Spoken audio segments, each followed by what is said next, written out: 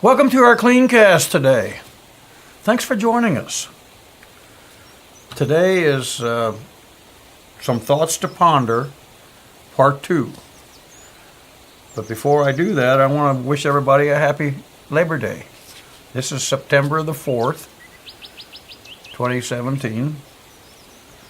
And I hope you're all enjoying yourself.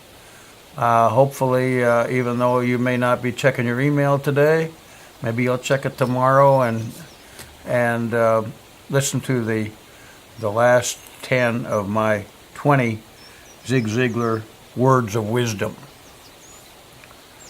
Number 11. If people like you, they will listen to you.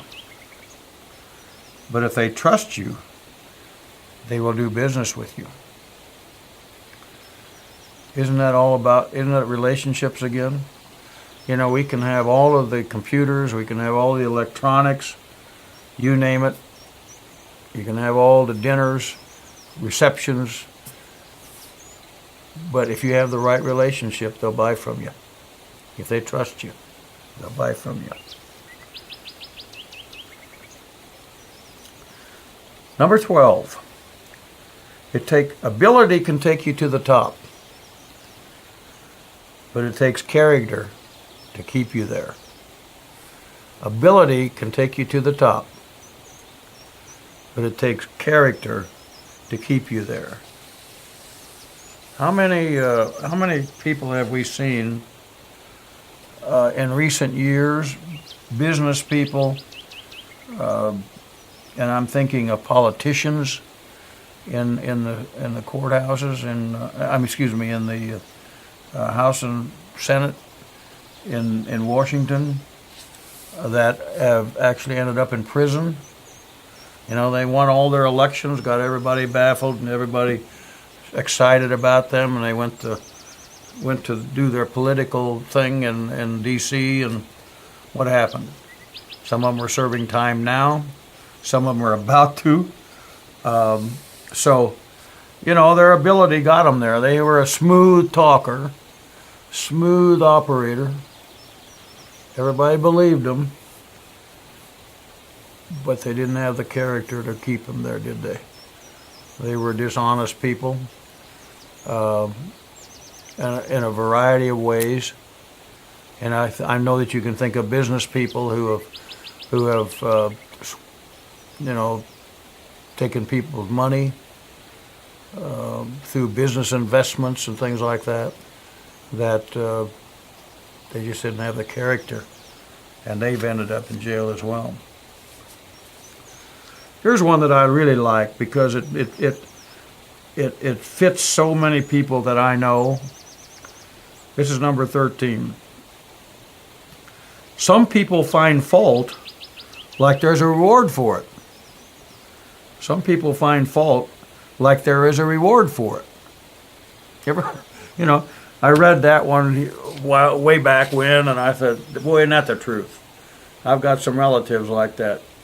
You couldn't do anything right there's no way you're going to do anything right in their eyes. And they just feel like are they getting a reward for this? I thought that this was one of the best he did. Some people find fault like there's a reward for it. Next one. Success is not measured by what you do compared to what others do, but it is measured by what you do with the ability God gave you. I've always remembered that because I don't have the ability to teach Latin or teach Far Eastern history or mathematics of technical in nature.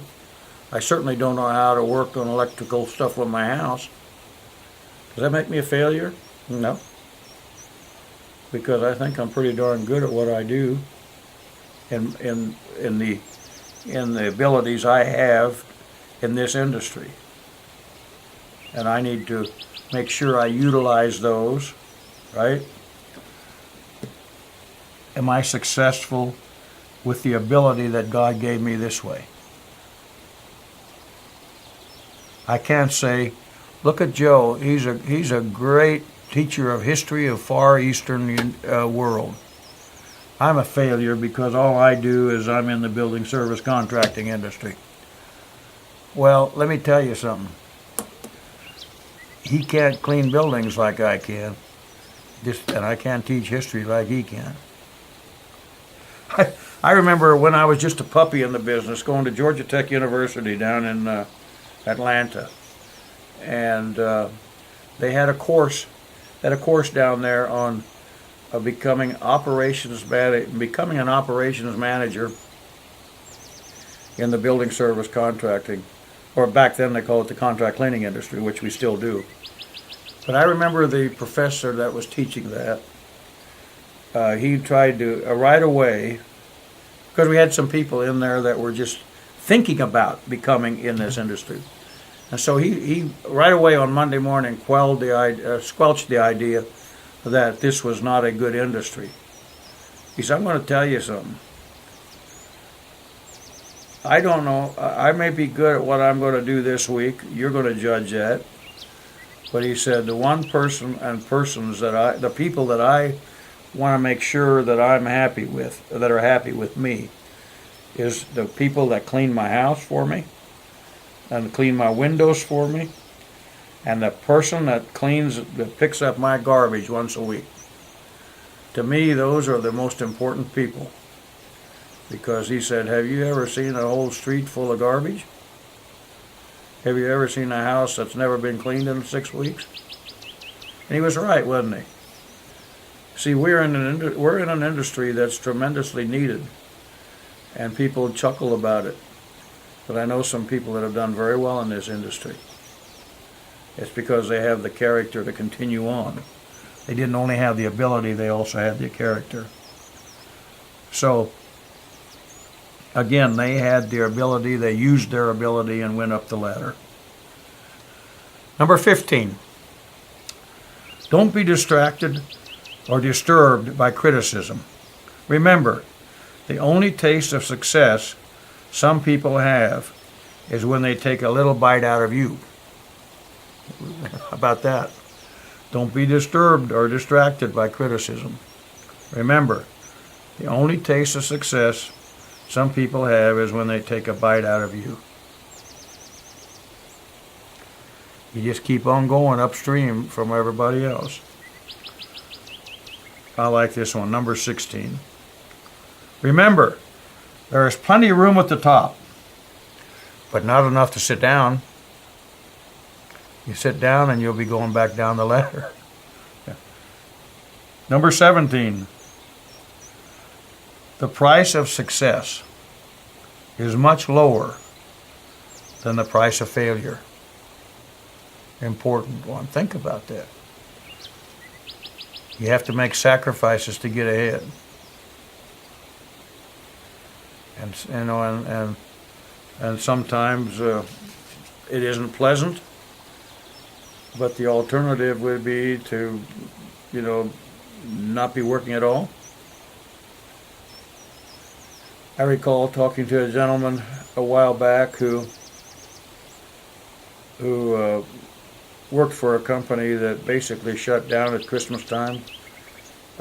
They shut down from like the 22nd of December to the 2nd of January or thereabouts. And they asked several people to work during that time, to do their regular job or to do something to keep the factory assembly line going, and this guy wouldn't do it. And I said, why not? Puts me in a different tax bracket. At the end of the year, I get into that next tax if I work. I said, really? I said, well, how much would they take? Well, he said they'd take over 50%. Okay. So how much do you have if you don't work that 2 weeks or 10 days after Christmas? He thought for a moment. Couldn't really answer me. He just said, well, they take too many of my taxes. My response to him was, if you work those overtime hours, and because he was going to get triple time on what was already a very high-paying job, I said, I'll tell you what, when you get to the point that the tax bracket's a problem, I'll help find you an investment counselor to help you with all your money. Because I'd rather have 50% of something than 100% of nothing. And so even if Uncle Sam took 50%, you know, well, he related it to the fact that all of a sudden his hourly wage was way down there.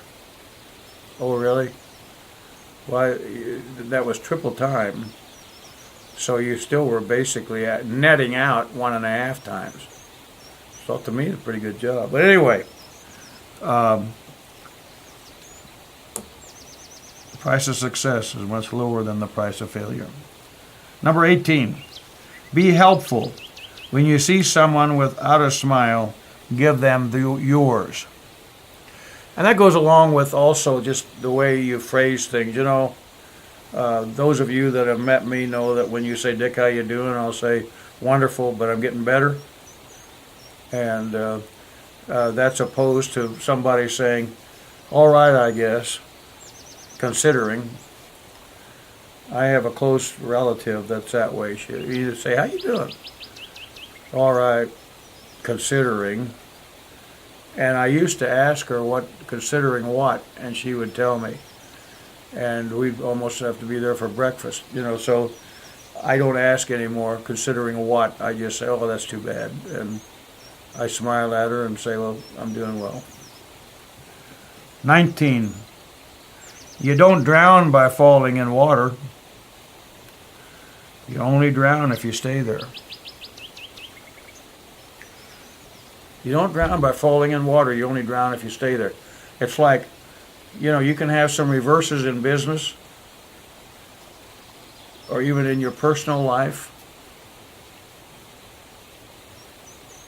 And you can stop there and wallow in it the rest of your life. Or you can say, boy, I got hit hard with that business loss. Now I got to get up and go do it again. Not get lost, not have a loss, but I got to get up and go do something and make it happen. You know, or in my personal life, you know, you get a divorce. Well, that's down at the bottom. But life has to go on. I really like that one. Is you don't drown by falling in the water. He fell in. Okay. Is he staying there or is he moving on? And this number 20, kids go where there is excitement. They stay where there is love. How about you? Isn't that so true? Kids go where there is excitement, but they'll stay where there is love. So there you have Zig's 20, as I call them. Which one struck you the most? You might want to print them off. As I think I said last week, you can go to my website, consultantsandcleaning.com, and it's December of 2016 was when I published that blog, and I believe it's the 16th of December, but I'm not sure. You can scroll down and find it, and you might want to just print them off. And it's Zig's 20. Excuse me. It's what I call Zig's 20. I suggest you look at them every day. Pick out the ones that and expand on those that are working for you. Pick out the ones that aren't and develop those. These are important. Thanks for watching us. See you next week.